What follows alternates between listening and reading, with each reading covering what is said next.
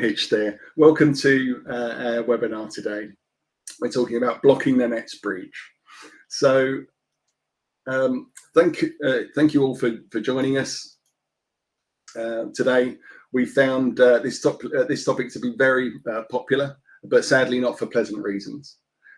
As more companies deploy better password policies and adopt MFA solutions, we're hearing more in the media about how attackers are adapting their tactics to exploit the very people who help us with our IT systems on a day-to-day basis. And that's our colleagues that work on the help desk and in the service desks of our companies. This isn't a new attack method by any means, but it's becoming more advanced and easier to perform due to enhancements in things like AI chatbots, deepfake voice and video links, and the world's obsession with plastering their work and personal lives all over various social media platforms. The webinar today will last around 45 minutes. You can submit any questions you like throughout the entire talk by using the question mark on the side panel, and we'll address those questions at the end. So don't be shy, feel free to type those questions in and we'll talk about those at the end. There will also be a recording of the webinar available on demand if you've missed it. I'll be your host today. So for those that don't know me, I'm Darren James. I've got 30 years experience in IT.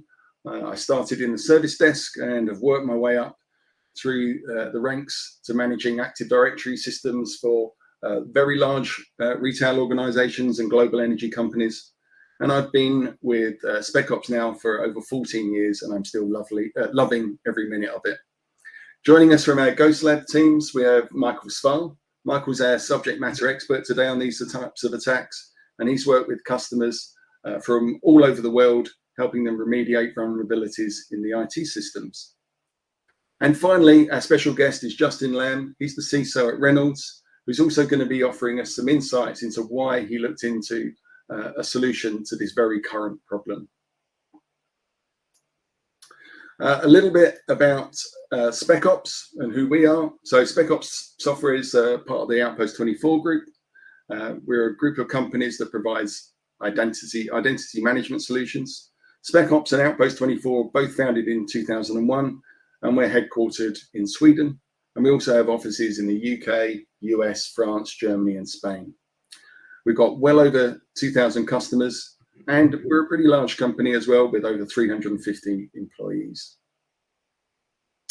A little bit more detail around what Specops has to offer. So all of our solutions help our customers reduce the security risk by solving real-world identity problems that everyone faces.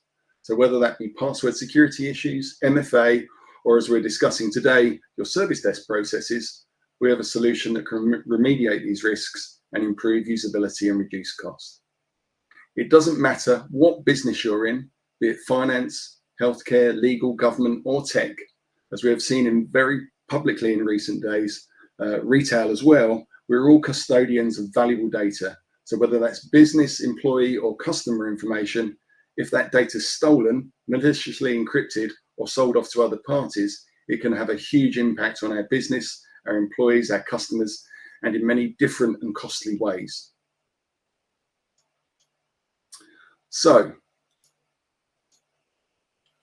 what are we going to be talking about? In the next 45 minutes, Michael will talk to us about all of these recent attacks and describe who the attackers are, what the tactics are that they use, how they play on the good faith of our hard-working service desk and help desk teams, what sort of impact these attacks have on organizations. And then after that, we'll hear from Justin Lamb, and he'll be discussing with me about the Specops solutions that he's had in place for a few years now, and what he's recently added to his solutions that can very strongly relate to the topic that we're talking about today.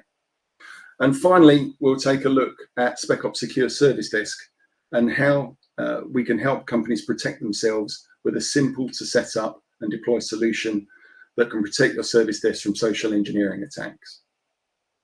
So without further ado, Michael, let's switch to presenter mode. And speak with you. So, Michael, welcome. You're working in our Ghost Labs team at the moment, so that's Outpost 24's offensive security department. I heard that you, among many other things, know a lot about red teaming. So what exactly does that mean? And from your perspective, what are we talking about today? Thanks, Darren. Red teaming means that we are simulating real-world attacks and see how well an organization can detect and respond to our attacks. So today, I actually want to talk about one of the easiest and scariest way to get in, and that's by social engineering your way in via the service desk. Okay, so why go after the service desk? Aren't they just there to help people? What's the, resetting passwords, unlocking accounts, those sorts of things? Why are they attacked? Yeah, exactly, and that's the point. People that work at the service desk are helpful by nature, and that's probably why they got the job in the first place. So it's very deep in their personality to help others that are really in need of help.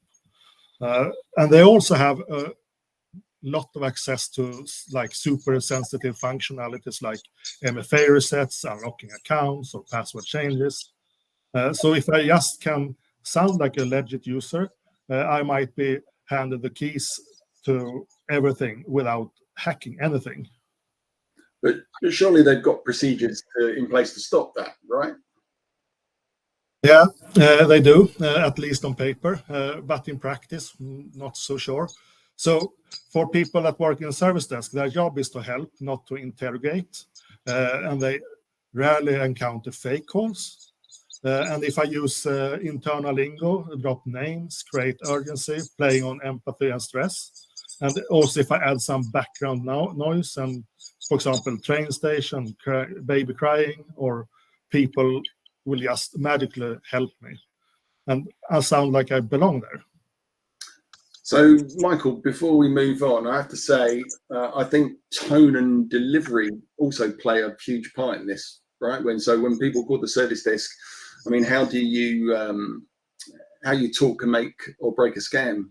Would that be a correct thing to say? And, you've got a Swedish accent, so how would you call a UK-based service desk and convince them that you're someone else entirely? What kind of role would actually work for you? Yeah, that's a really great question. So voice is actually a real strong weapon in the social engineering. And yes, I speak with a Swedish accent, but surprisingly, that often works in my favor. So when I call and sounds like a foreigner, especially with a polite or slightly formal tone, people actually assume, oh, this must be the external IT guy, probably here to help.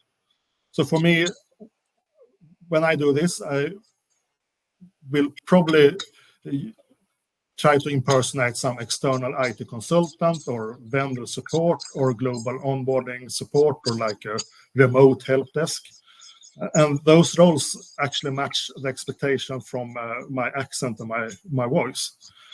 There are actually examples from UK different accents as well. So if you talk BBC English, you could have like a more polished, educated senior role. So you could impersonate C-level, HR, or legal. If you come from the north, you could, for example, from Yorkshire, you could do like honest, grounded, and trustworthy roles like help desk agent, internal support, etc. And if you have the Scottish Highlands, you're straight talking, calm, and dependable. So then the roles that will go good with that is logistics and warehouse, and also backend roles. And then you have the Cockney dialect. Then you are informal or fast talking, less trustworthy. So that's when you can actually try to. I'm from the east end of London. What do you mean less trustworthy? Maybe I'll put my BBC English voice on today.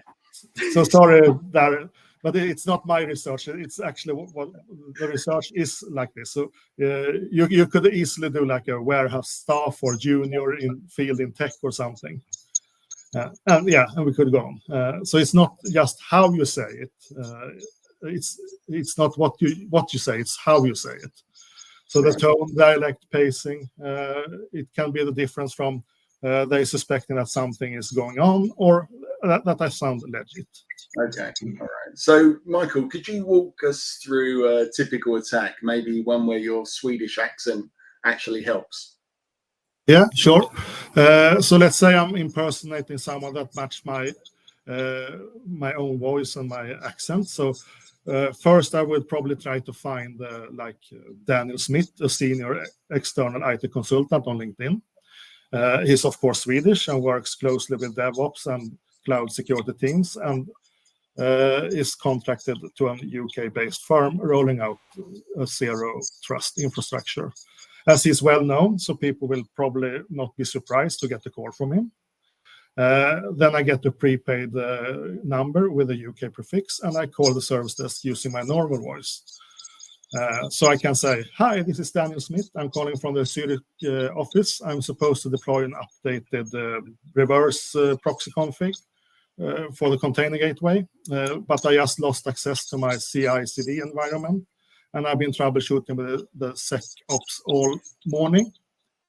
I actually think my MFA is broken after I resetted my telephone." And then I try to stack a little bit of more pressure, so I still sound calm, but some kind of stress. So, it's a technical urgency. So I might add some background noise, like an airport terminal or chatter or boarding announcement. And then I mention, "Oh, I'm in the transit to the London site now. I'm supposed to meet with the internal DevSec team this afternoon.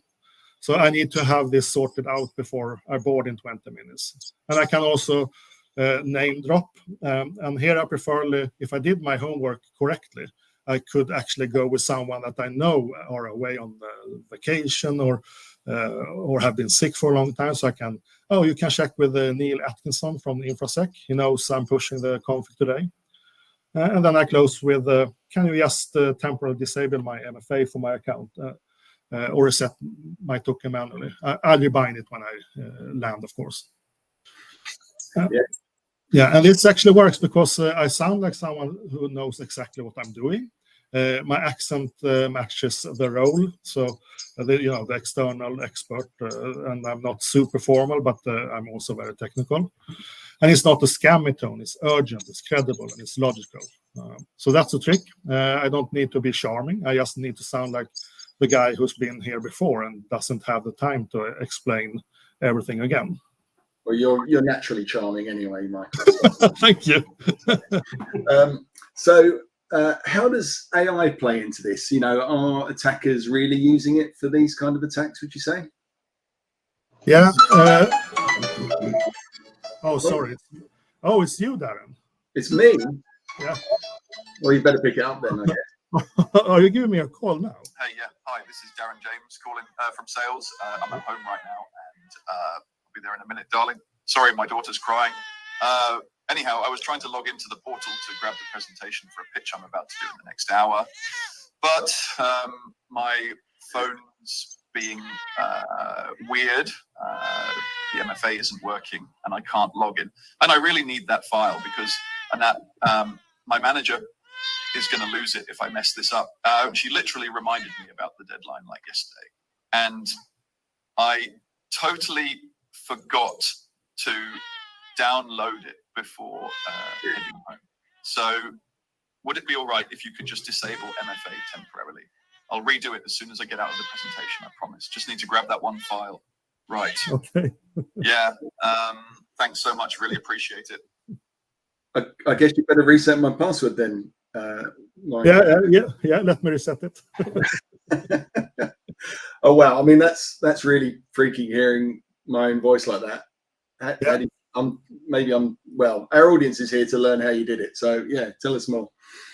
Yeah, so AI has become a massive force multiplier for attackers. So it lets anyone execute highly convincing and scalable attacks. So if we break it down a little bit, so attackers no longer needs to write their own scripts or pretext. AI can generate, highly customized phone scripts based on the public data about each of the targets. So for victim roles, system they use, even the tone of the previous emails or blog posts. So, hi, this is Emma from logistics. I can't access SharePoint and my MFA app isn't syncing after IT's update yesterday. So if I know that they updated something yesterday, I could use that as a way in. And also with voice cloning, as this was a clear example of, the attacker just needs a few minutes of someone's voice from a podcast or webinar or even internal training videos, and you can clone anyone. So is that where you got my voice from? Was it one of the YouTube videos you've done, or one of my Bright Talk conversations I've done before? That kind of thing. Yeah, correct. I actually downloaded some of your videos, so it's easy. It only needs like a few seconds of your voice, and you can clone this good. And it's not expensive, right? This is a cheap tool you can buy off the internet to sample a voice. And yeah, this is actually a portal for working with AI voices, but you can also, if you have a decent gaming laptop or set up at home, you can actually go even further, and you can make those calls in real time. So I don't need to script it before. I can just talk. So I have speech to speech, and then I speech into my AI, and then it speech the exact like you in the phone instead. So it's very scary. It certainly is. Anything else you want to add to that, or tell us maybe about the scalability?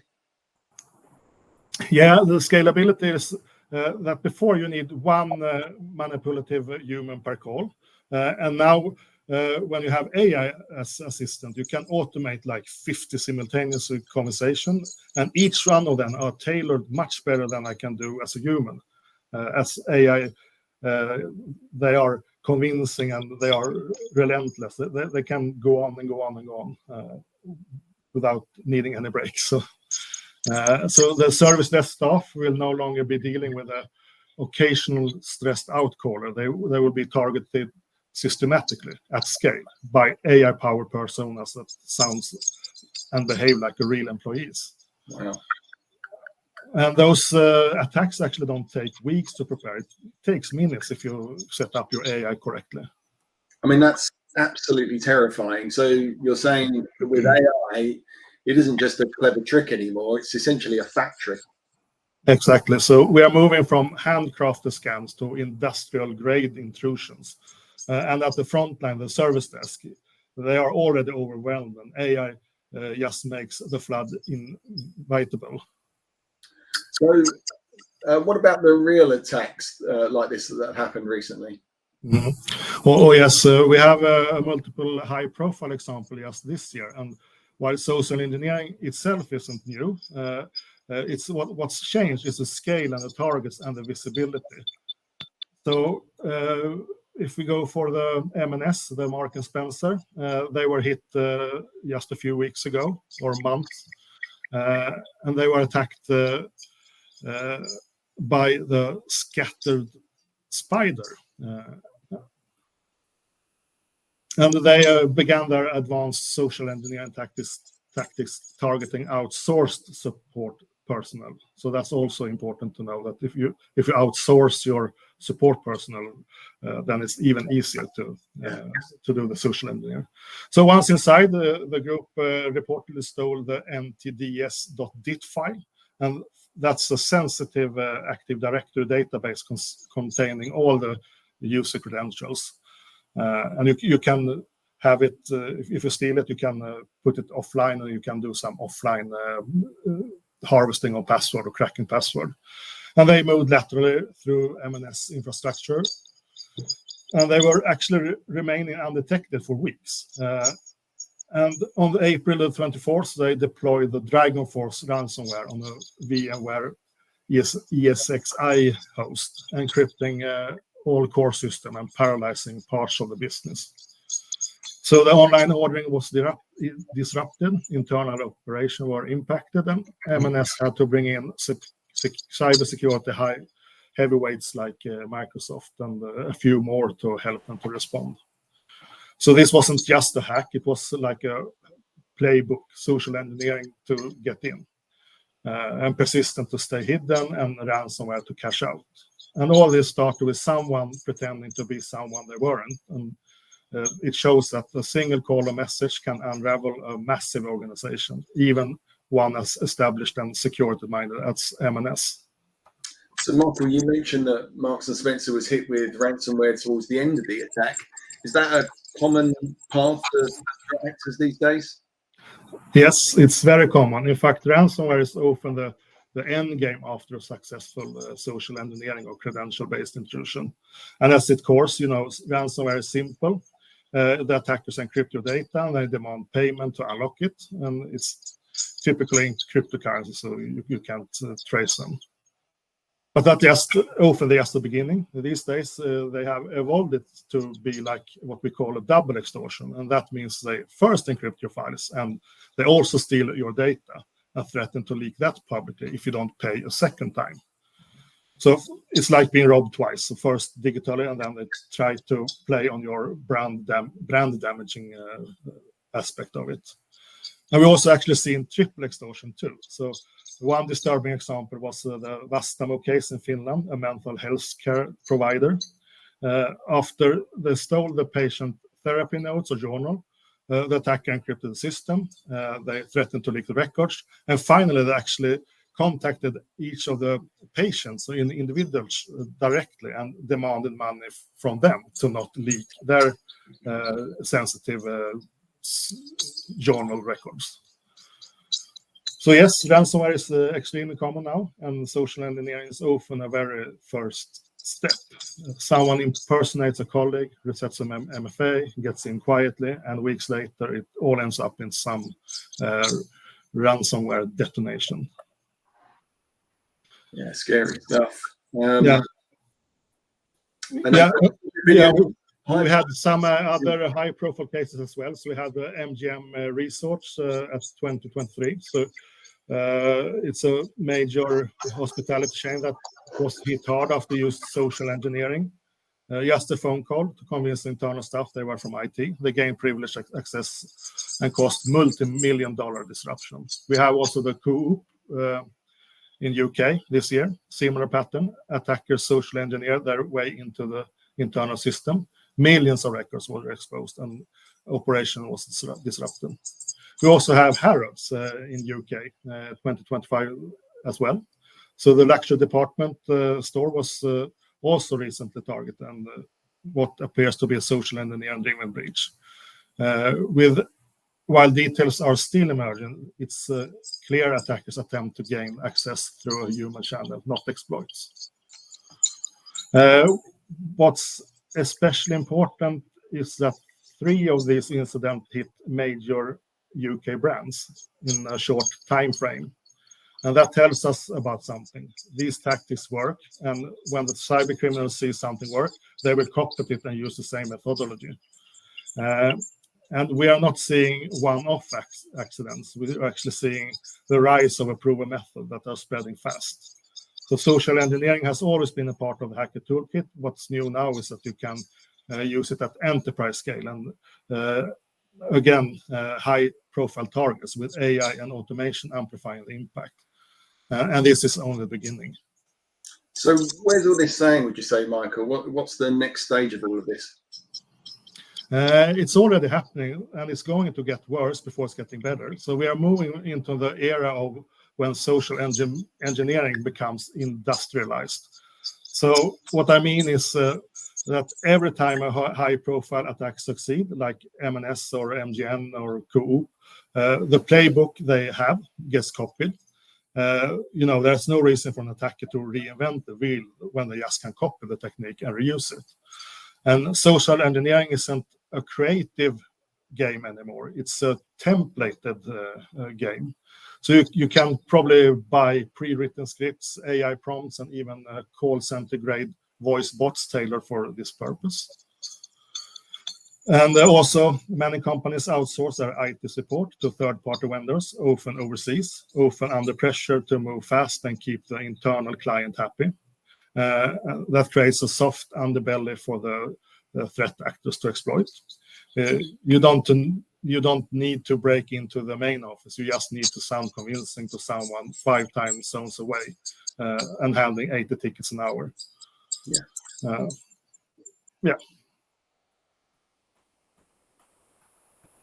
And also, with AI, you can imagine a world where, AI could write 100 custom social engineer scripts each day, or they can clone 50 voice call to a company per hour.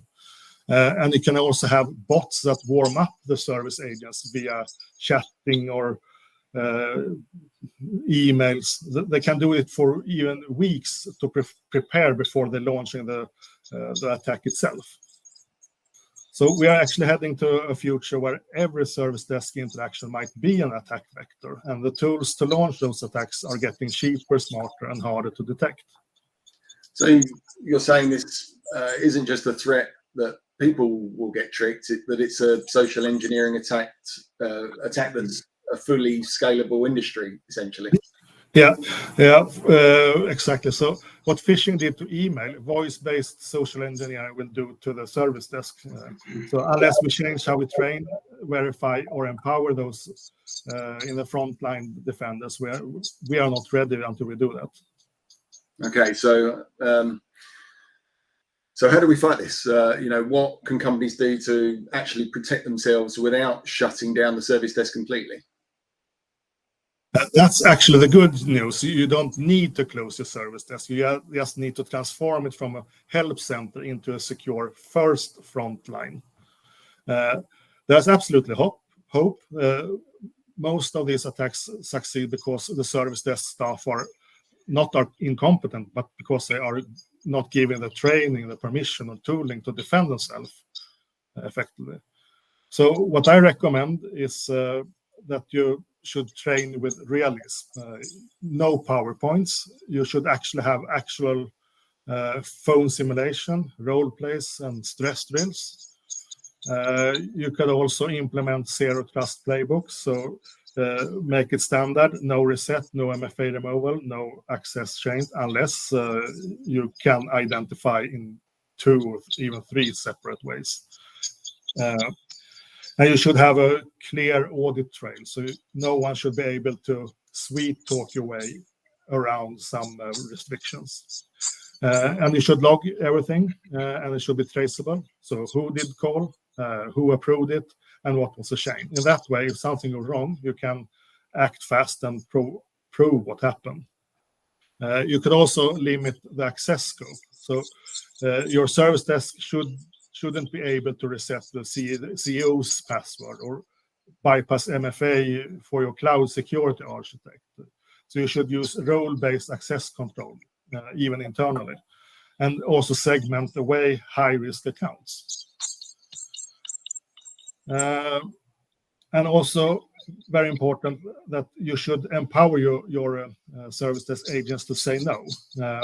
Agents must know that it's okay to challenge, to escalate, and to delay, even if the person on the other side of the line sounds very senior or very angry. So you need to cover for them. You need to back them up. You should also, in my opinion, you should simulate social engineering attacks regularly. So most companies, they try with phishing emails on a regular basis. You should do the same with with phones and chats. You should make it a part of your red team exercises or tabletop scenarios. Not punish agencies if they do anything wrong. You should build their confidence. And you should also invest in better validation tools. So you don't rely on voice or caller ID. Use the layered verification instead. So I'm sure you know more about the layered than me, Darren. Absolutely. Yeah, I mean, we're talking a little bit about that later. So whether it's like a self-service password reset solution, so you can avoid the conversation in its entirety, or what we're going to be talking about in a bit is the Specops Secure Service Desk platform. So excellent. So essentially what you're saying is the solution isn't fewer service desk calls, it's smarter service desk calls. Exactly. You don't win this by closing the doors. You win this by making the humans in your front line stronger than the AI in the adversaries front line. So train your humans, equip them, and trust them. That's how you stay secure and stay human. Excellent. So I think this is a perfect place to end, Mikael. Thank you. Any final words? Yeah, social engineer works because people care and they want to help. The service desk isn't your weakest link. They are the first line of defense. So let's treat them like that. So train them, support them, give them the right tools. That's how we stay secure, and that's how we stay human. Fantastic. Right. So back to the slides. So now I want to introduce Justin. So where are we? Let me just switch back to all presenters. So hi there, Justin. Welcome to the talk. That talk by Mikael didn't scare you too much.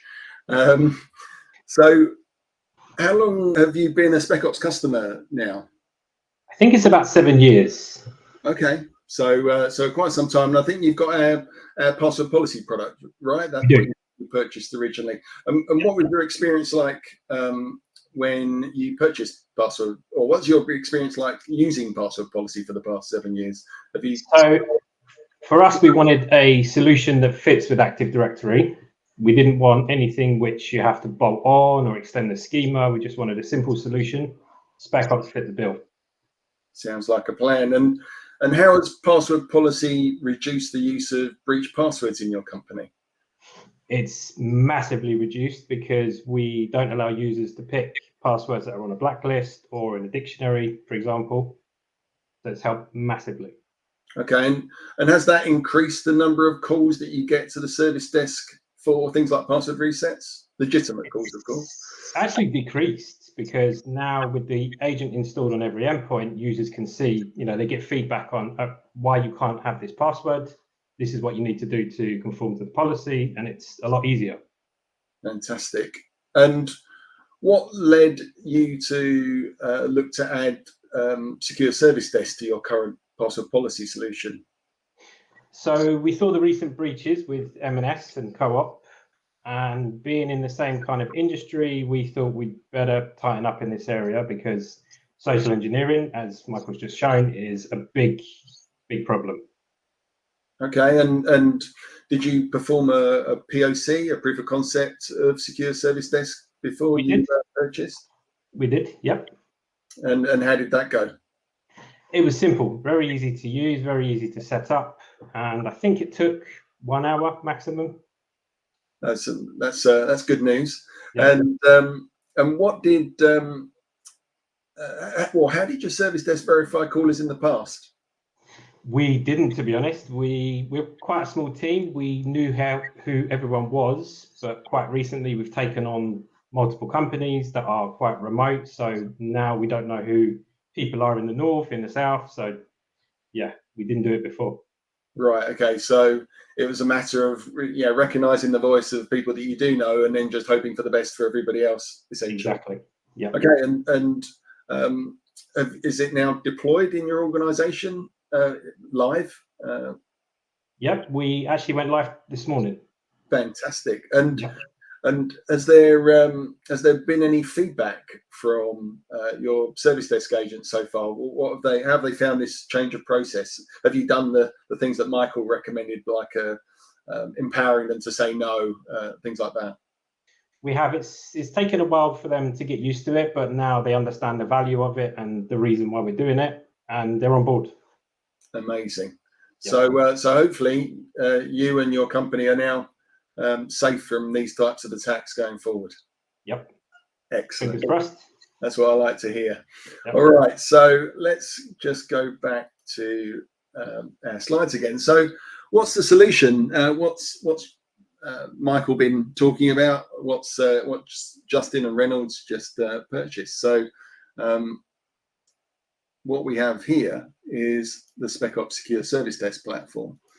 So Specops Secure Service Desk is a tool that enables your organizations to enforce secure user verification whenever anybody contacts the service desk. So it doesn't have to be for a password reset, it could be for any reason. And this will reduce your social engineering vulnerabilities. And it'll also support your greater IT security infrastructure as well. So you can have user verification enforcement prior to a password reset or an account unlock. You can use more secure verification methods. So not just sending a text or a one-time code to an email or a mobile phone, but you can make use of other ID services that you may already have. So whether it's Okta or Duo or Specops ID, Semantic VIP, we support a whole host of different ways of identifying people. Out of the box, we support user account unlocks, password resets, and also you can, if you've got BitLocker and you have problems with users needing BitLocker recovery keys, you can even issue those. There's also a really nice API, which means you can plug it into other systems. So let's say your service desk uses something, an ITSM system like ServiceNow or Remedy. They're extensible, so you can call on the API to place a button within ServiceNow. So rather than using our UI, you can, with a bit of consultancy work from your ServiceNow consultants, you can add that API. It's a very simple REST API that we've added to it. And of course, the other really important thing is we're not all in AD these days. We might have some users in Active Directory, some users in Entra, and maybe we've got all of our users all over the place. So maybe we're a Entra ID only environment or an on-prem AD environment. Well, Specops Secure Service Desk supports all of those types of environment. So let's have a look and see what this looks like to our service desk agents and our end users. So I'm going to just share my screen. So hopefully everybody can see that. Give us a nod, guys, if you can. Move this over here. Are we looking good? Yeah, wonderful. All right, so right now I'm logged in to my admin portal, or my service desk portal, I should say. And let's say those of you who may have seen a few of my demos or YouTube videos before, I'm a big Star Wars fan. So we've got Mr. R2D2 calling and asking for a password reset, to be added to a group, to have his MFA reset, to have a new mobile phone sent to him or a new RSA token or whatever it might be. But right now we can see that R2 is unverified and I can't reset their password. Okay, so you'll notice here that it says requires that the user's identity has been verified. I can't edit their enrollments because before I can change any of their enrollments, I have to verify that R2D2 is who he says he is. So I'm going to go back to the Verify Identity tab here. And as I said earlier, we could send him a text message. So if I click send here, I now get to type in a code that R2D2 can read back to me on the phone. And sure enough, I've got that code come through on my mobile device. And of course, if I get told the wrong code and click verify, that's the wrong code and 10 attempts before lockout. So that's not AD lockout, that's just 10 attempts that's configurable before I can't use text messages anymore to verify who R2 is. The other thing to notice on here is that, notice I can't see the code that I've sent to R2. I also can't see R2D2's mobile phone number. So your user's privacy is respected as well. And I can't fake a call from R2 saying, oh yeah, R2 definitely rang me up and that's why I reset his password. So it also protects you from insider threats or potential insider threats as well. So let's type in the right code now. And we'll click verify.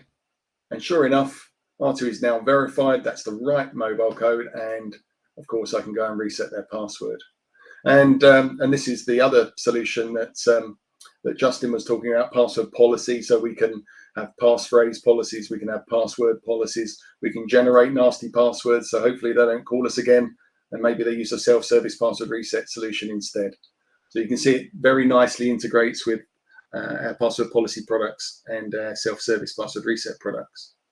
But let's say, we don't want to use text messages. Maybe we've deployed Okta to our environment. We've got Okta Verify enrolled on everybody's machine. Well, I can also use those ways of identifying, or that way of identifying people as well. So if I can click Start on here, I can send a push request to R2. So actually, just before I do that, I'm going to, I'll share my phone screen so it looks a little bit, so you can see what actually happens on the user side. Bear with me for 1 second.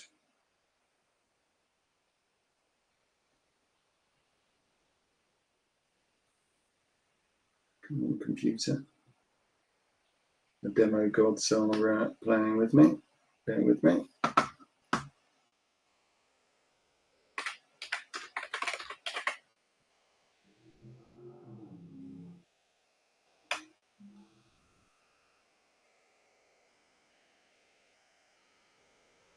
There we are.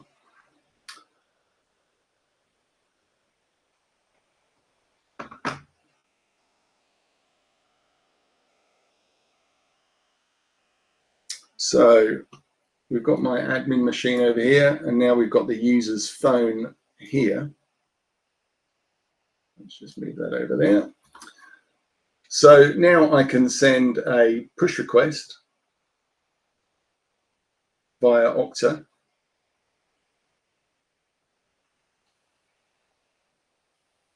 Don't you just love demos? There we are. We saw the. So there we are. Was it you that just tried to sign in? Yes, it's me. And as soon as I click yes, we can see that the service desk agent now knows that that user has access, or the user that's at the other end of the phone has access to that user's mobile device, has been able to unlock it, and is able to confirm that it's them. There are other options as well. So let's say they don't have access to their mobile device. They can also get their manager to identify them. And also we've got other ID services as well. So we can have them use Google Authenticator, Microsoft Authenticator, and YubiKeys. Final thing I want to show you though is Specops ID. So this is our own mobile app. So I'm going to just put my phone on lock, and then I'm going to send this push, and there we are. The push has come through. Now this time it's opened up the Specops ID mobile app, and this is going to do a biometric facial recognition of me using Apple Face ID, or if I had an Android device, Google Fingerprint. And sure enough, you can see once again that I'm authenticated. So I'm going to leave the demo there, because we're a little bit over time. Apologies for that. And once again, apologies for the slightly later start. Let's go back to our slideshow, and we'll see if we've got any questions. So how are we doing here? This might be answered later on the talk. I just want to ask if there's a Google Workspace, if multiple level 1 text generate issued Google backup codes. Okay, so that's a long question, that one is. I think, Anthony, we'll get back to you on that one. I think it's probably too long for us to go into now. But thanks very much. I don't think there are any other questions. So I'm going to just finally say thank you for joining us, everybody. If what you've heard today was interesting, we'd love to hear more from you. So if there are questions that you want to ask either myself or Michael independently, please feel free to scan that QR code or go to specopsoft.com and book a meeting with us. We're more than happy to talk through your own personal experiences and give you a personalized demo to today. So thank you once again for joining us, and hope to talk to you all again soon. And thank you, Justin and Michael, for your really valuable input. I really appreciate it. Thanks a lot, guys. Bye, y'all. Take care.